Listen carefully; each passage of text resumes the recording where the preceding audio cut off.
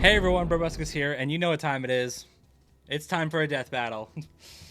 Alright. Today's episode, we have a very special one I am very excited for. This one we got Blade from Marvel versus Buffy the Vampire Slayer. Now, as always, just click the link in the description below, go watch the actual episode yourself, go support the official release before watching some random guy need to react to it. Okay? Got it? Cool. So yeah, this is gonna be a fun one. Just as a little quick aside, so I haven't done a lot of tests just yet. For today, I don't have my headphones. For whatever reason, Bluetooth devices just don't connect to my computer. So I'm trying to adjust the audio so that the video doesn't play through and feed into my mic. I'll try to be louder throughout this video. But we'll see what happens. I guess I could always just like adjust the audio during editing. I didn't even think about that until just a second. So this whole part, pointless. Just in case any audio sounds a little weird, that's why. All right, so Blade versus Buffy. Our third ever live action death battle. This is gonna be a really cool one. I am very excited for. I haven't read a ton of Blade comics. I tried to read as much as I could during the lead up, during like the research process and whatnot. But the research process for this was a little different than I've done for the other Marvel characters we've gotten this year. If you need to know more information, I think I go a little bit more in depth on it on the podcast. Yeah, I probably shouldn't say much more than that. So we'll see what happens. But I have read a little bit of Blade comics, and Blade is really freaking cool. I've also seen the first two Blade movies. I have not seen the third one. I've heard, mostly because I hear it is really bad, so I just didn't bother with it. And the first two, they were fine. Like the second one was good, but neither of them were like. Neither of them reached a point where I was like, yeah, let's watch the third one. That'll be fun. No. As opposed to Buffy, I have not seen a single episode of Buffy the Vampire Slayer, nor have I watched the movie, nor have I read the comics, nor have I read the 128 novels. I am very much not experienced with Buffy the Vampire Slayer as a series. So, gee, I wonder who I want to win this one.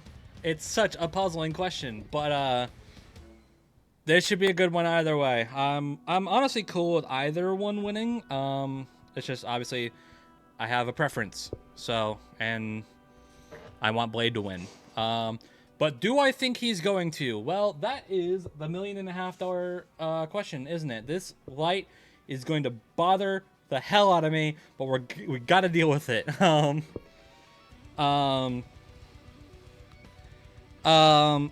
I think Blade is going to win? I don't know, honestly. This is very much a I almost want to say this fight feels kind of up to interpretation, you know? Because like, okay, here's how things are looking from my perspective. So, as far as physical stats go, Buffy seems to be quite a bit stronger, while their speeds seem to be generally even. Though Blade has his mist form. Blade can turn into mists, which adds a layer of like maneuverability and mobility. So I would say, like, generally, if we're putting all cards on the table for speed, I'd probably give the edge to Blade. As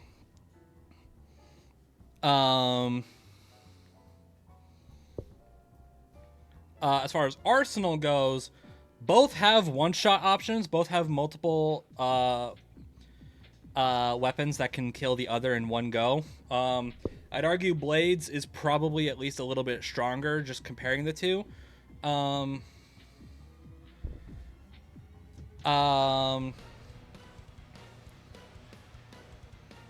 Buffy is generally probably more skilled and definitely more experienced. She apparently has like all the experience of like all the other Slayers before her, you know, kind of like Avatar state sort of thing. Um, um, let's see what else is there. Buffy has experience with vampires like Blade. I mean, I guess Blade is a half vampire, but you know what I mean. Particularly, she has experience against those that can turn into mist, but Blade's usage of it is generally just better than anything Buffy has seen. Blade also has regeneration. I don't think Buffy has regeneration. I could be wrong about that. It generally seems like Buffy is stronger, more experienced, probably more skilled, and has one-shot weapons. Blade has better mobility, better abilities, and also has one-shot weapons that are generally probably stronger.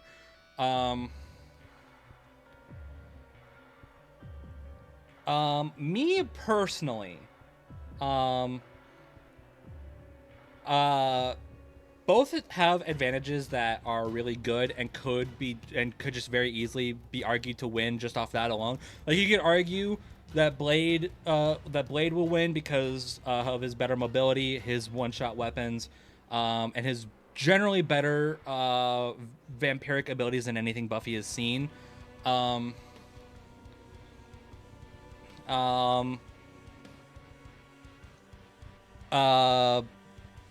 But you could also argue that Buffy will win because of her better strength, her better skill, and her better experience. And also her one-shot weapons.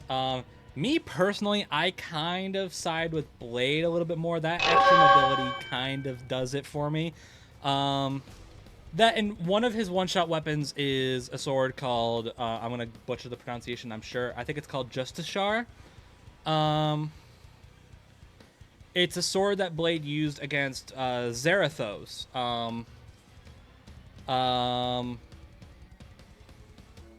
Like, he stabbed Zarathos with it, and it turned both him and the sword into stone.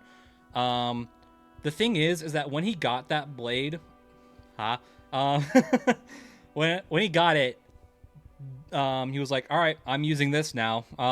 He used it again. He didn't just use it against Zarathos; he used it against all of his demons as well, like fodder enemies and whatnot that he probably could have taken out with his regular swords.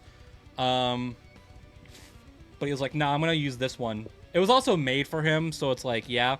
That's the thing about Blade. Anytime he gets like a super powerful weapon that any street tier would love to have, he's using them. Like, that's not a question. It's not a question of will he use them, because the answer is yes. He's shown that all the time. So generally, I just find Blade's weapons to be a bit more reliable of a win con than Buffy's, especially with his greater mobility. And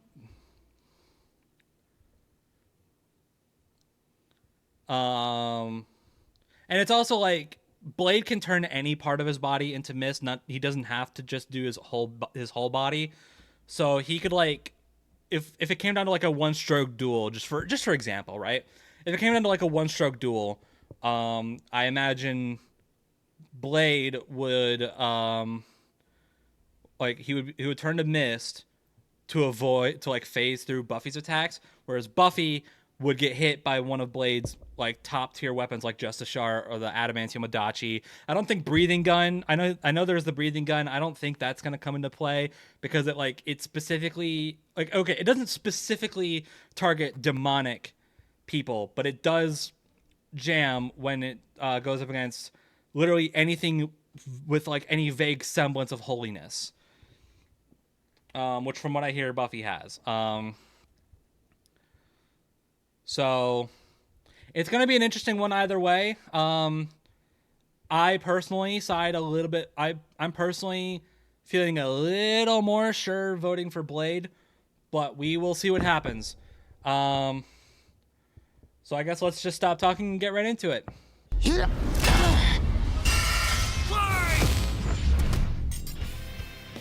Blade versus Buffy the Daywalker versus the Vampire Slayer. He's Wiz and I'm Boomstick. Short And and it's simple. our job to analyze their weapons, armor, and skills to find out who would win a death battle. They are known by many names: Revenant, Vortala, Nosferatu. Vampires. When the moon is out and the night is young, these undead demons are out for blood. Fitting then that the greatest foe of those who stalk the night is the one who can walk the day, Blade. Is that really his costume? It was. Now there's a man who doesn't file his And taxes. then this movie came out. Blade is one of the coolest superheroes ever, At least, and basically I think that's how it kickstarted worked the out. comic book movie craze. And yet, he is also seemingly the only one who knows or cares that in the world of Marvel, vampires exist. Seriously, nobody talks about this. Blade doesn't need anyone's help. He'll just aura farm by himself. Even Blade's birth was hardcore.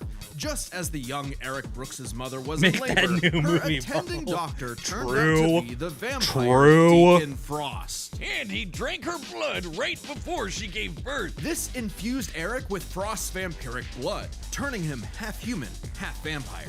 A Dampier. Giving him a ton of vampy powers, but none of their weaknesses like garlic, holy water, or sunlight. Eric would hone these abilities under the tutelage of vampire hunter Jamal Afari, sharpening him into a blade that would rid the vampire plague for good. Blade is strong and fast enough to toss around 1,000-pound demons and cut bullets out of the air. He can keep up with Wolverine, who can deflect Cyclops' light-speed optic blasts. And his Kevlar DuPont armor helped him take the top of Count Von Stott's castle exploding. He can heal small wounds immediately and sniff out the supernatural with his hypersenses. Also, his fangs can drain his victims of magical energies. After studying the ways of Hong Kong Kung Fu movies, Blade became a master martial artist. Ah yes, the Rufus from Street Fighter School of Kung Fu. While the only martial art he's been stated to know is Krav Maga, we know he's mastered more.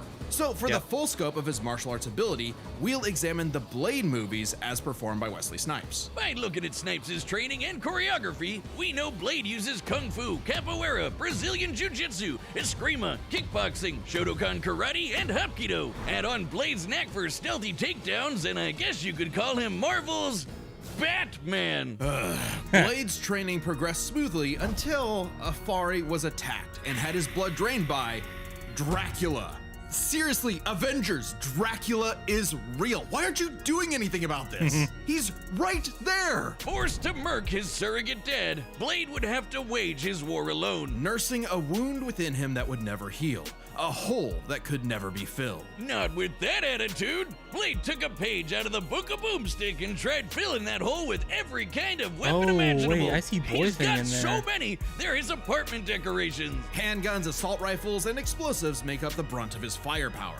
And he enjoys getting up close and personal with his dual acid-etched titanium katanas. Speaking of glorious Nippon steel, he's got a sword made out of adamantium. Specifically, secondary adamantium. Yeah. A variant of the metal that is mass-producible. It might not be quite as strong as Cap's shield, but it can cut right through heavy hitters like Ultron and the Hulk. Naturally, Blade has even more swords. His Atlantean ones can slice through magical enchantments. The Word Sword can harm intangible demons, and the Justiciar can slay fallen angels. Yeah, he's got some weird stuff he can pull out of his ass, like a Hellfire shotgun that burns your soul, or hypodermic needles filled with vampire blood. Seems kinda dumb to turn people into vampires, but it does make them more vulnerable to Blade's arsenal. All that pales in comparison to the arch weapon of hell in Blade's possession. The breathing gun. The breathing gun. It is a living firearm that hisses in the presence of demonic forces. Its sentient bullets chase its victims down. The wounds they cause cannot be healed. And if they get lodged in your body, they'll slowly devour you from the inside out. They can even hurt Hell Lords and even greater threats like the Cosmic Ghost Rider. Blade took everything he had and fought Cosmic his Ghost one-man war Rider's for crazy. almost 100 years. He's battled hordes of vampires while skydiving, infiltrated the Pentagon, and even took on Spider-Man like Miles Morales, who could absorb the energy of a bomb that could destroy Harlem. Blades even bested the spirit of vengeance, Zarathos. And Yep. while he occasionally allied with teams like the Avengers, he prefers to work alone. I probably would too if they only cared about me when I was helping them and not ridding the world of, vampires. That, and Blade is scared of what he might do if he loses control, because he does have one classic vampire weakness: a thirst for blood. True. Even more so after he had a daughter, Brielle, whom he avoided for fear of endangering her. If his bloodlust does overwhelm him, he will enter a berserker rage, skyrocketing his strength at the cost of his sanity. Though it does make him even better at killing vamps. He's made a cottage industry out of whooping Dracula's ass. Dracula is unsurprisingly powerful, capable of summoning a thunderstorm that covered all of Boston with a wave of his hand. Drac apparently didn't hold a grudge though, since he eventually made Blade the sheriff of Vampirsk, a vampire nation in the ruins of Chernobyl. Amazingly, Dracula has even given Blade some of his own blood, which allows him to shapeshift into multiple forms, like a wolf, a horde of bats, or a cloud of mist. So he can force his way inside your body and blow you up from the inside out, Ant-Man style. What is with you with the Ant-Man? Blade's hatred of vampires is only matched by his hatred of himself. However, when Brielle showed signs of vampiric powers, Blade finally found a reason to reconnect with his daughter, training her the same way Afari trained him a century prior. Even after Blade was possessed by the first vampire ever and tried to take over the planet, Brielle put her dad's teachings to the test, saving both him and the world. And proving that Blade's lonely war need not be so lonely anymore. With his daughter at his side, and also this plant creature pet called Boy Thing, let Marvel's vampires beware. For should they indulge their unnatural urges, they will be sure to meet their end at the tip of his blade. Okay. In every generation, All right, there is Buffy. a chosen one. She alone will stand against the vampires, the demons, and the forces of darkness. She is the Slayer. For thousands of years, a new Slayer would be granted incredible powers and was destined to die young in battle against evil, passing their powers on to the next Slayer, and the next, and so on. That is, until the newest Slayer would change everything: Buffy Ann Summers. Not exactly the first girl you'd think is the savior of humanity. Buffy's only Gotta goals in count at life least were, in two. her own words, graduate from high school, go to Europe, marry Christian Slater, and die. But that would all change when the Watcher Merrick appeared and revealed her destiny. Like, total Wow, bummer. Peter. Merrick Gross. trained Buffy in the arts of vampire slaying, and she became so efficient that she burned down her school. Whoops. Forcing her and her mom to move to Sunnydale, California to start a new life, far away from any more bloodsuckers and bad makeup. Unfortunately, small problem, Sunnydale just so happened to be right on top of a hellmouth, where Whoops. the boundary between Earth and Hell is permeable. Yeah, that sounds like the valley, all right. Along with new Watcher Giles, Wallflower Willow, part-time bad boy, part-time sad boy Angel, magical retcon sister Dawn, and Xander.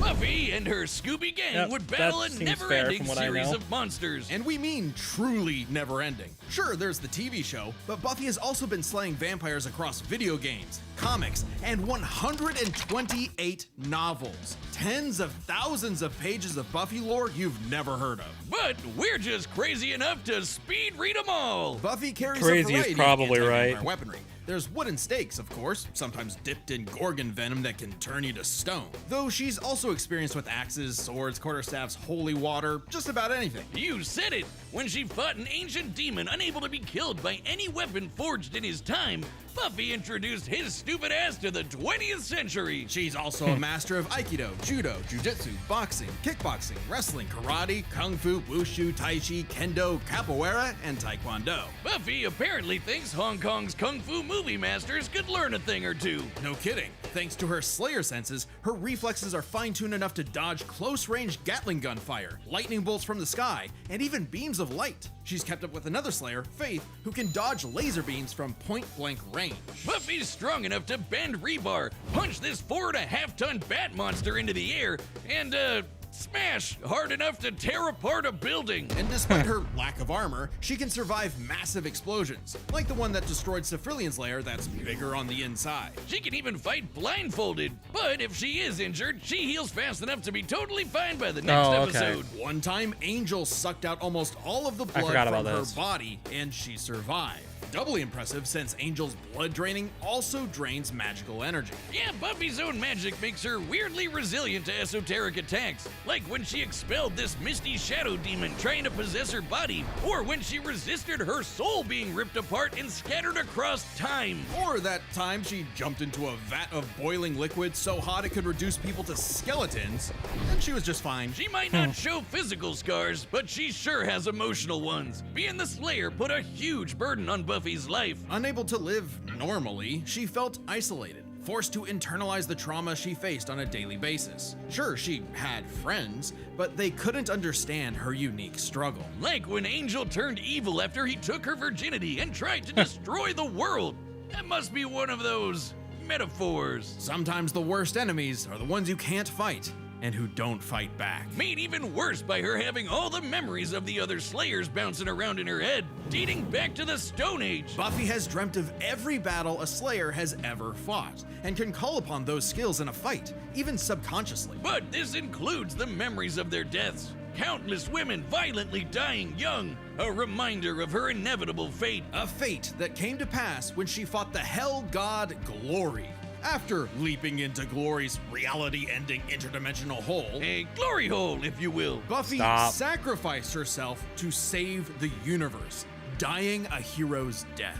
It appears my glory hole joke was poorly timed. Finally freed of her unfair earthly responsibilities, Buffy's soul ascended to heaven in perfect bliss. Until Her friends brought her back to life in the agony of existence! This absolutely crushed Buffy and, ironically, annihilated her will to live.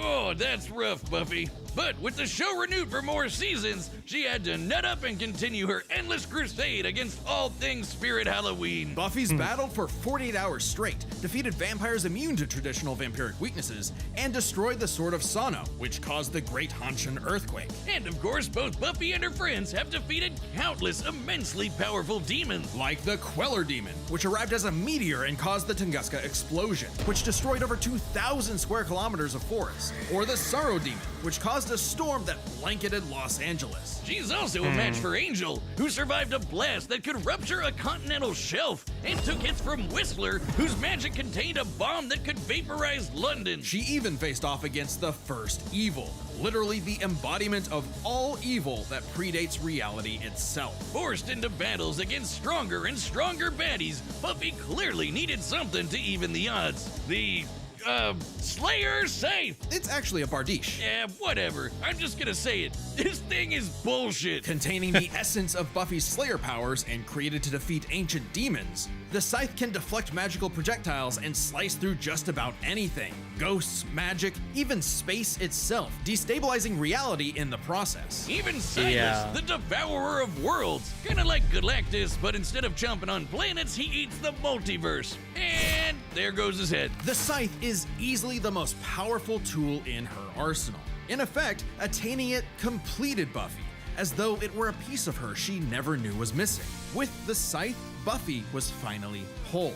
Being the Slayer was no longer a burden, but a purpose. And by sharing her Slayer powers with thousands of girls around the world, they all teamed up and kicked the First Evil's ass. Suddenly, the always isolated Buffy had thousands of shoulders to lean on, a sisterhood of Slayers. And thousands more reasons for any wannabe demon conqueror to stay away from Earth. Because unless you want to get your blood all over her stylish yet affordable boots, you'll steer clear of Buffy the Vampire Slayer. All right, the combatants are set, and we've run the data through all possibilities. It's time for a live-action death battle! Pause.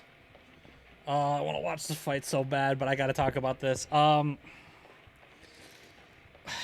Okay, yeah, that kind of just confirmed everything I was saying earlier, which doesn't exactly help because I wasn't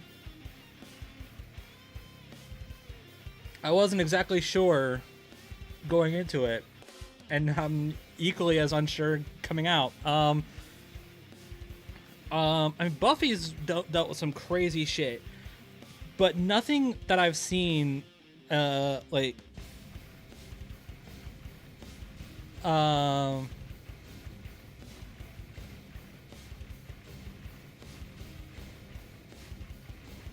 was mostly paying attention for anything that Buffy has fought that's like on a similar level as like Zarathos, right?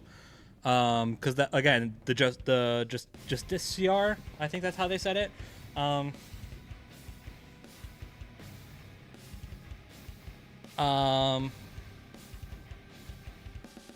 then yeah, the breathing gun. I wasn't sure about the breathing gun, but man, that thing is it is kind of ridiculous. So I guess ultimately the question is, does that thing work on Buffy? And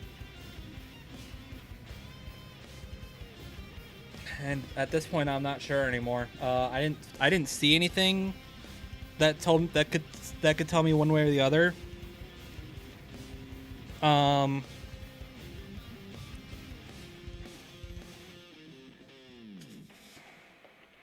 That scythe is ridiculous. I'll say that. Like the main thing that we were debating on when it comes to their weapons is that scythe versus the Zarathos sword, the Justiciar. But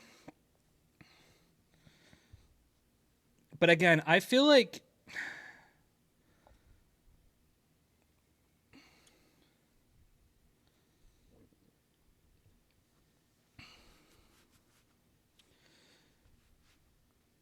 I just feel like that sword is more powerful than the scythe. Like, Zarathos is a ridiculous son of a bitch to work on, you know? To cut through, to stab, you know?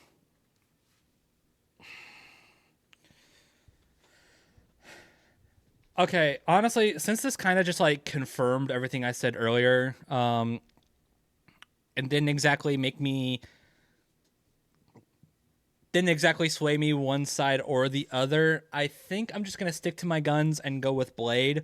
I really hope that I'm right. Like, I don't mind a Buffy win, but I really do kind of want Blade to win this. So I'm gonna stick with that.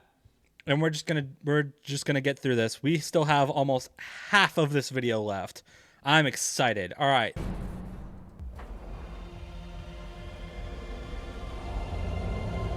God, I'm so excited for this.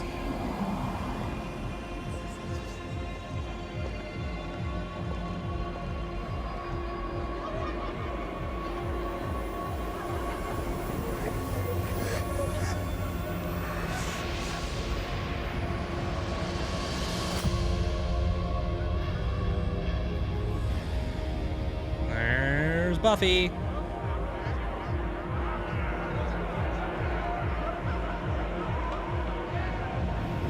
The fact that I recognize so many faces here, that's so fun.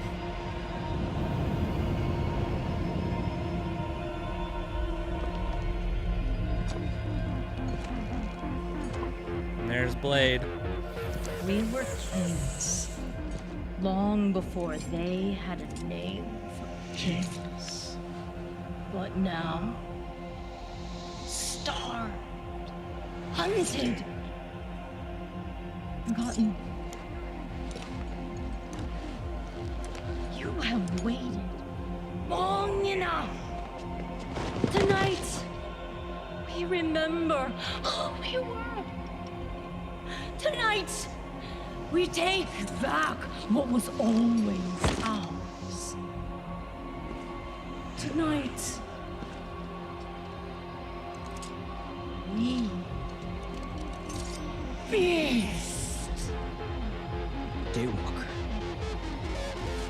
And she... That's just the start.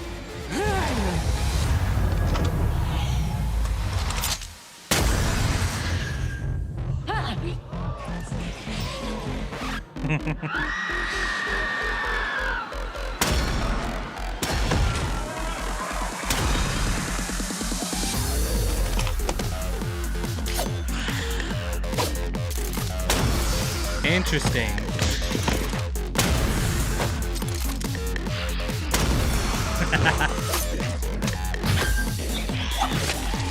Oh, God.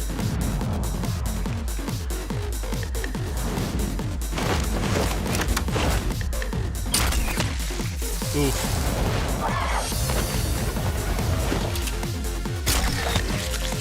Oh, the collateral.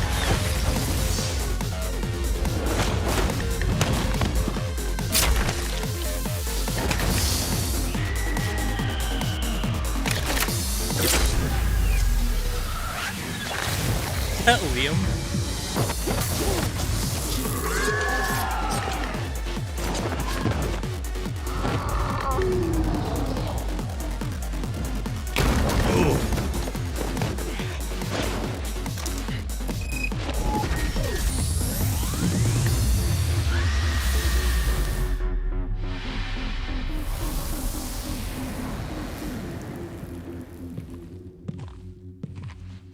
Thanks for the assist.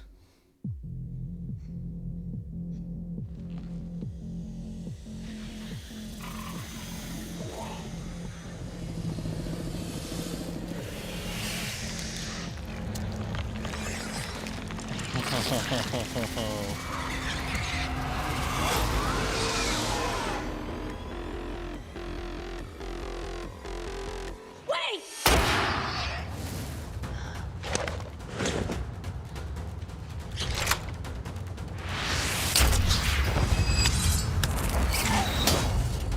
Wow. Dude's just a kid! Not anymore.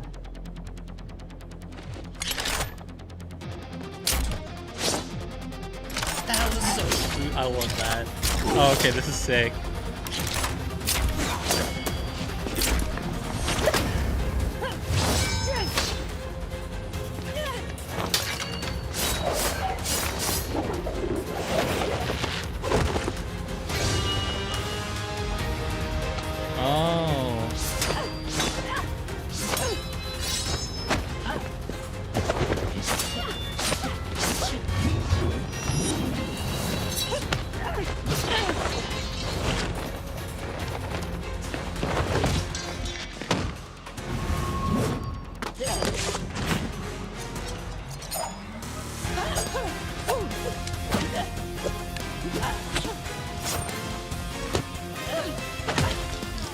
Oh.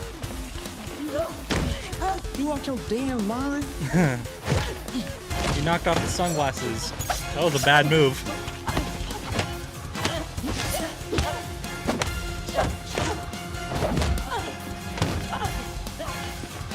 Damn, Blade's kicking ass right now. Hold on. That was... Why did that have to be shot like that?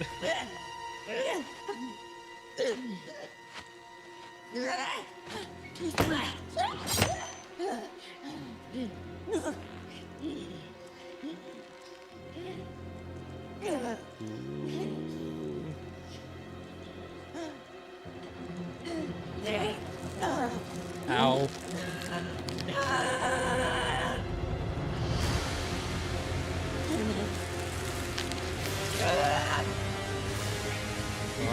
Okay.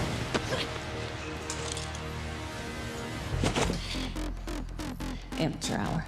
There's always some motherfucker trying to ice skate uphill. Alright. You break those sunglasses, I'm rooting against you. Blade still got one more sword. Ow!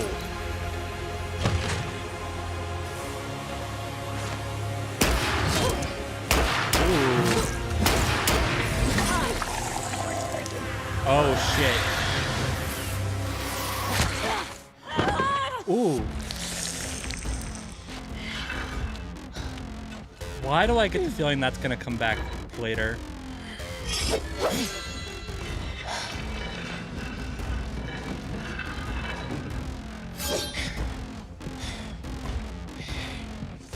Another sword.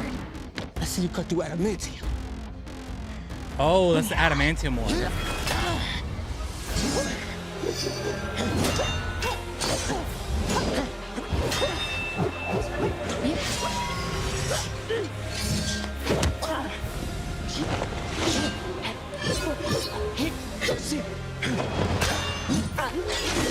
Ow.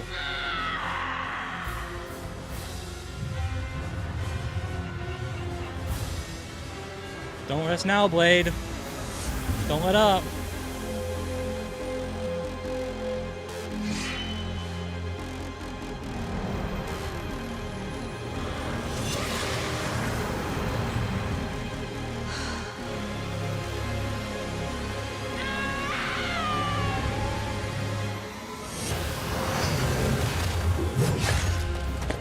Ow.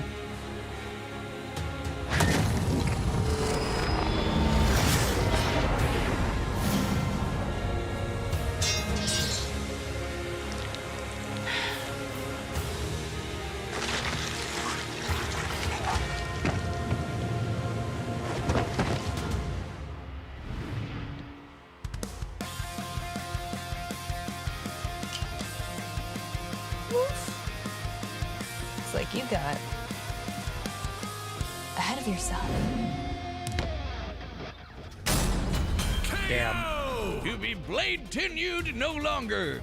I'm surprised. I figured with Blade's many years of comic book history, he'd have the edge. Believe it or not, Buffy is actually in more comics than Blade. Really? Man, Blade can't catch a break. Let's break this down into 4 categories. First up, stats. Buffy's lifted much heavier things and survived more significant explosions. Like, sure, Blade's strong and all, but he isn't literally fucking buildings apart like Buffy. Scaling to the monsters they fought, compare Dracula creating a storm that covered Boston to the Sorrow Demon creating a storm that covered Los Angeles, a city over 5 times larger. Oh. You might be able to compare Blade to Spider-Man like Miles, who absorbed a bomb that could blow up Harlem, but that's significantly weaker than Whistler containing a blast that could wipe out London. They could both dodge light beams, but that doesn't keep Buffy from taking the overall edge in stats. Blade's used to being the odd man out, though, so his versatility is just as important. With Blade's numerous powers and massive arsenal, he certainly could have overwhelmed the more straightforward Buffy. Machine guns and magic swords are generally gonna beat out crossbows and morning stars. Not to mention, he actually wears armor. Also, Blade's faster healing factor and immunity to traditional vampire weaknesses kept Buffy on the back foot for a time. Blade wins versatility. But when it comes to skill, Buffy's got plenty of experience fighting armed opponents barehanded. Both of them were masters of a similar number of martial arts. And Blade has been kicking vampire ass for a century, way longer than Buffy's even been alive. While Blade may have more personal experience, Buffy's ability to draw on Slayer battles dating back to the Stone Age, at least 40 times older than Blade, gives her the superior skill. Even then, they both had weapons and abilities so powerful they could end the fight instantly, regardless of all else. They're trump cards. Fortunately for Buffy, she actually countered almost all of what Blade could throw at her. Withstanding Blade draining her energy with his bite? Check. Resisting the Hellfire shotgun destroying her soul? Check. Preventing Blade turning to mist and exploding her from the inside out? Check. Meanwhile, Blade had no way to survive, say, Buffy's Gorgon venom turning him to stone. And even with the deadly, it just plain gross breathing gun, Blade did not have anything as potent as the Slayer sight. It could easily deflect the breathing gun's bullets back at him, or use its space-cutting ability to slice through his unbreakable adamantium sword. Don't believe us? Even Wolverine's adamantium skeleton was cut in half when a portal closed on top of him. That's the same kind of thing. And Wolverine's beta adamantium skeleton is a much tougher version of the same metal. I didn't know that. And since the Scythe could kill Silas, a multiverse devouring god, I think it could take down Blade with a big enough swing. Giving Buffy the final advantage over the Daywalker. Really thought Blade had a chance, but Buffy sure put a damn fear on things. The winner is Buffy the Vampire Slayer. Damn. Next time on Death Battle. All right, what do we got? Is that Dante? Oh my god. I saw someone guess this. It's Dante versus Clive. Subscribe and join as a member to see more Death Battle. Thanks for watching. That's funny. Wait, I'm kind of into that. Oh my god. Okay. Oh, I gotta research Devil May Cry. God damn it. All right, no, I'm okay. I'm okay with that. That's an insane pick. Okay, awesome. I'm cool with that though. That sounds awesome. I haven't played a lot of. I say a lot as if I've played any. I haven't played any of Final Fantasy 16, but I do know that it is made, like, the combat system in that game is made by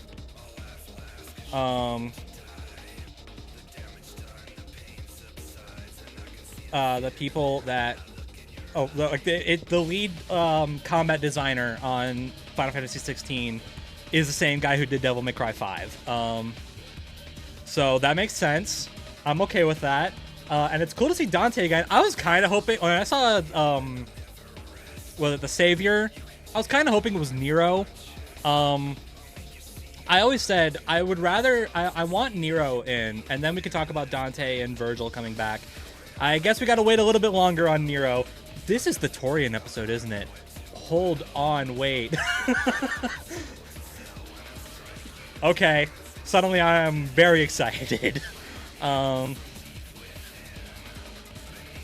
right, well, guess I gotta get back on the grind for a minute.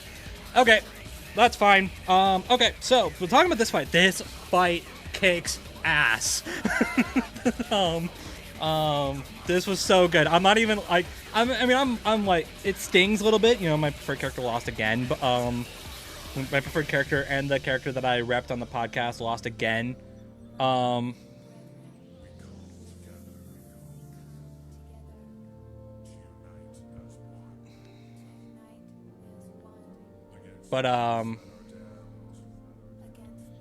it was still cool. I still really enjoyed it. That was amazing.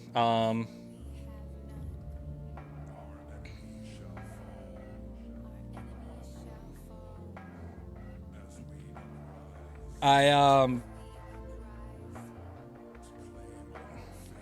honestly don't have any notes on like the fight itself. That was fantastic. That's definitely probably going to be up there as one of my favorite. That's probably going to be up there as one of my favorite episodes of the year. That was really good. The actors did great. The opening fight, even before they even like locked eyes with each other, that was really cool. Ismahawk really wanted to go all in on this one. I can tell.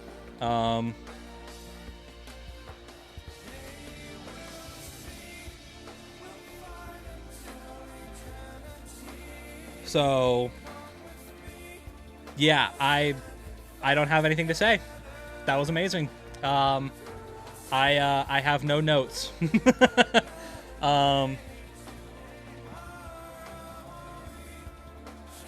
That's definitely the best live action fight of the year, of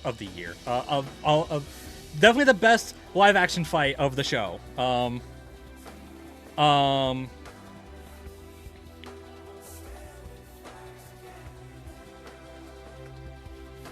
Is it the best fight of the year?